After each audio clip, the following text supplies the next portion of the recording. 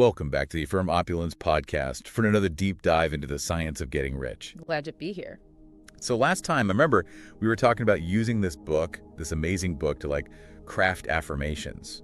Affirmations that would help us, manifest a more opulent life. That's right, yeah. But in chapter 2, Waddles kind of throws us for a loop a little bit. He says there's an actual science to getting rich. Yeah, he does. I mean, a science. It definitely is a bold statement. It is. So what does he mean by that? I'm not sure I get it.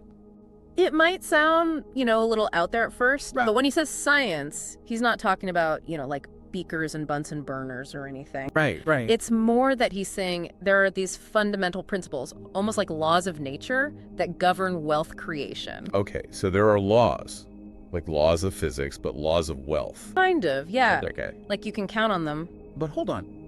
What about things like talent or hard work or just being, lucky enough to be in the right place at the right time?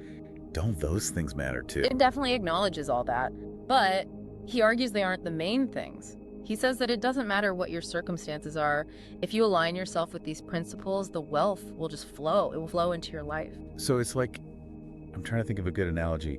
If you plant a sunflower seed, you're going to get a sunflower, not a rose. That's a great analogy. So it's like a natural order. He uses that same analogy, the seed analogy. Does he really? He does. He says there are these specific actions and thoughts and beliefs that if you cultivate them, if you do them consistently, they'll yield a harvest of riches. So if we plant the right seeds, we'll get rich.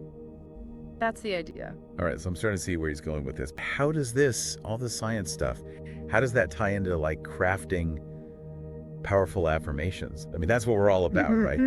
It's a good question. Before we can create affirmations that really work, we need to change the way we think about things. We need to shift our mindset. Okay. So we need to move away from this idea that wealth is all random or just based on luck. And we need to embrace the concept that it's governed by these universal principles, these laws. Okay, so how do we do that? With affirmations. Right. So instead of saying something like, I wish I had more money, which kind of, implies a lack of control. Well, I wish. Right, exactly. I wish I won the lottery. Try saying something like, I am aligning myself with the principles of wealth creation. Okay, so less wishing, more doing. Exactly. That affirmation, it acknowledges that you have agency, that you have control over the process. And that we know what these principles are. Right, and it means that you're actively learning these principles and that you're applying them in your life. That's good. That's a great example. It's not just hoping and wishing. It's about taking action. Exactly. Aligning yourself. Aligning yourself, yeah. And the more you say that affirmation, the more you'll start to believe it. And then the more your actions will naturally start to reflect it. You'll start actually doing those things without even thinking about it. That's powerful stuff. So almost like programming our minds for success. You could say that, yeah. Okay. And I think we're going to uncover a lot more of these principles as we go, as we continue the deep dive. Oh, absolutely, we will. And then we can figure out even more how to craft even more powerful affirmations. Affirmations that are laser focused. Yeah, the more we understand the principles, the better our affirmations will be. What he calls the certain way. Figuring out exactly what he means by that. Now, I'm really curious about this certain way. What are some clues? What are some things he tells us about what this certain way actually is? Well, one thing he keeps saying is that you need to have a definite purpose, like a really clear vision of what you want and why you want it. Okay, so it's not just about wanting a lot of money, just to have it. Right, it can't just be about the money itself. There needs to be a bigger reason, a deeper motivation. It's got to be something that really lights your fire. It does. And it's got to be something that gets you excited, something that makes you want to jump out of bed in the morning. Because if you're not totally passionate about it, you're not going to stick with it. It's too hard. That's so true, yeah. And we're going to be exploring this whole idea of purpose in more detail in future episodes. And then we'll talk about how to craft affirmations that will support us. Affirmations for our purpose. This is fascinating. So we need to shift our mindset. We need to embrace the idea that there's a science to wealth creation. And we need to figure out our definite purpose. Those are the big things. He has a great summary. And this applies to everyone, right? It doesn't matter where you come from or what your bank account looks like right now. That's what's so amazing about it. It really does apply to everyone. It's so empowering. It makes you feel like you really can create the life you want. It's possible. Exactly. And affirmations are our tools. They're how we make it happen. And another really important part of this certain way Right. is something Wattles calls gratitude. Like, he really emphasizes how important it is to be grateful, to appreciate what we already have. Wait a minute, gratitude. I thought this was about getting rich. Yeah. Not just being happy with what we've already got. I know, it might seem a little strange. Yeah. But he actually says that gratitude is, it's a key ingredient. It's part of the formula for creating wealth. Really? Yeah, he says when we're grateful for what we already have, it changes our focus. We're not so focused on what we don't have. And it opens us up. It makes us ready to receive more abundance. Okay, that's an interesting way to look at it. Yeah. But how does being grateful actually lead to more money? Like, how does that work? Well, when we feel gratitude, we're vibrating at a higher frequency. Vibrate like a tuning fork. Yeah, kind of like that. Okay. And that higher frequency attracts more of what we're grateful for, including wealth. So, like attracts like, Yeah. but with vibes. Yeah, exactly. Okay, I'm starting to get it. Mhm. So, what kind of affirmation could we use, to really boost our gratitude level? A good one is, I am deeply grateful for all the abundance in my life, both big and small. I like that.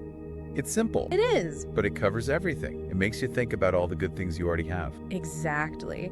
It's about appreciating the things we have right now, which then opens the door for more good things to come. So it's not about ignoring the things we want. No, not at all. It's Yeah. just about shifting our perspective. Right. And it's about what was that word? Agency? Yeah. Agency, taking control. Right. And that leads to a positive feedback loop or something. It does. It's like this upward spiral. The more grateful we are, the more we attract things to be grateful for. It's like a self-fulfilling prophecy. Exactly. It really is.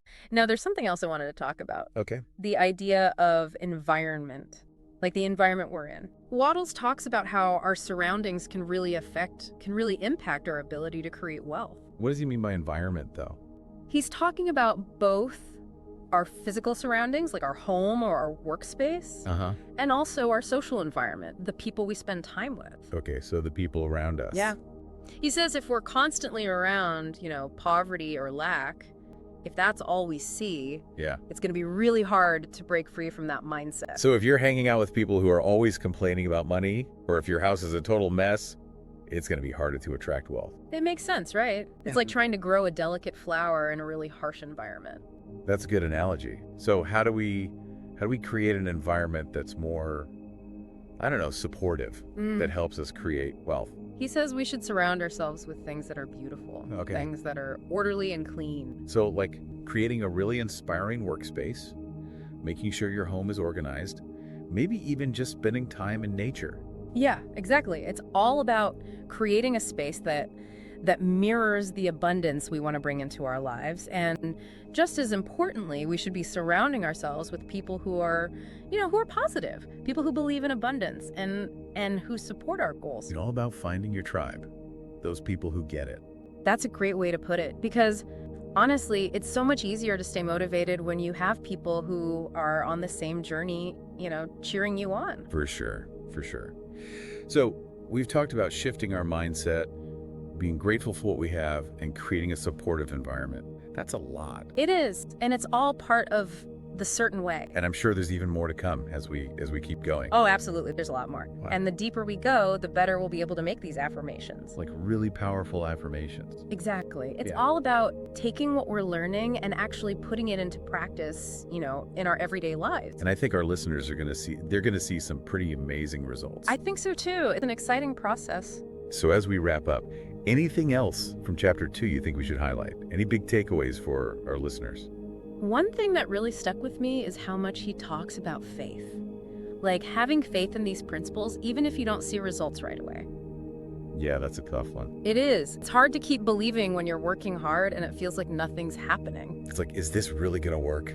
Right. But he's saying that the universe, it has its own timeline. Okay. And if we stick with it, if we trust the process and we stay positive, the results will come eventually. So kind of like planting a seed, like we were talking about before. Yeah. You plant it and you have to trust that it's going to grow, even if you can't see it yet. Exactly. And we can actually use affirmations to strengthen our faith. How do we do that? Well, instead of saying, I hope this works, which kind of sounds like you don't really believe it, We can say, I have unwavering faith in the process of wealth creation.